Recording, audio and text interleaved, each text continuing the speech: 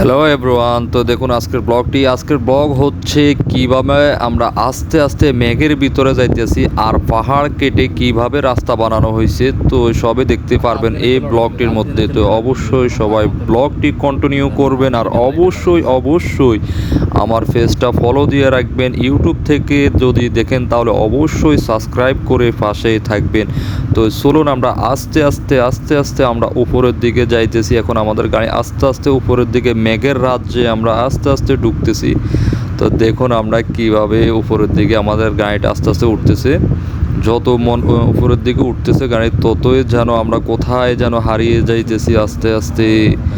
দেখুন সামনে মেঘ, কিভাবে আস্তে আস্তে আমরা মেঘের ভিতরে যাইতেছি। সবাই অবশ্যই ব্লগটি যদি দেখেন তাহলে সবার কাছে অবশ্যই ভালো লাগবে। তো আমরা আস্তে আস্তে উপরের দিকে যাইতেছি। দেখুন খুবই মনোমুগ্ধকর।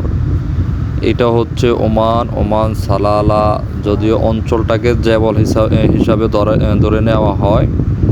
তো এখানে তেমন একটা মানুষ থাকে না, যদিও এখানের মধ্যে গ্রীষ্মকালে অন্য সাইডে যখন অতিরিক্ত গরম তাপমাত্রা অনেক পরিমাণ থাকে, তখন এখানের মধ্যে শূন্যের কোঠায় তখন এখানের মধ্যে মানুষ সকল এখানে আসে। আপনার ওয়ান টাইম ঘর যেগুলা বলা হয় ওইগুলা নিয়ে এখানে চলে আসে সবাই। তো এই অঞ্চলটাকে বলা হয় জেবল। এখানে আরও অনেক সাইড আছে, দারবাদ, বিভিন্ন সুন্দর সুন্দর স্থানগুলা এই সালালার মধ্যেই, খুব সুন্দরময় দৃশ্যগুলা।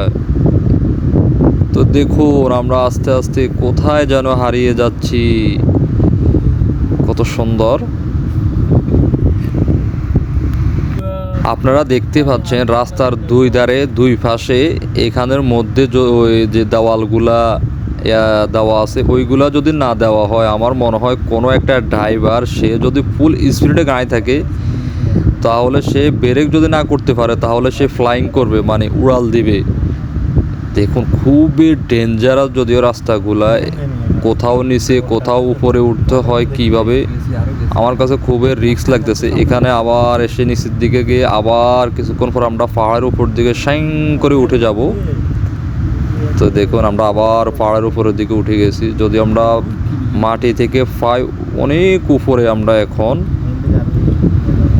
তা এই ব্লগটি হচ্ছে আমরা আইয়ুব নবীর যখন মাজারের দিকে যাইতেছিলাম। দেখুন পাহাড়ের সামনের দিকে তাকান, কত উপরে আমরা উঠতেছি, আরও অনেক উপরে উঠবো আমরা পাহাড়ের।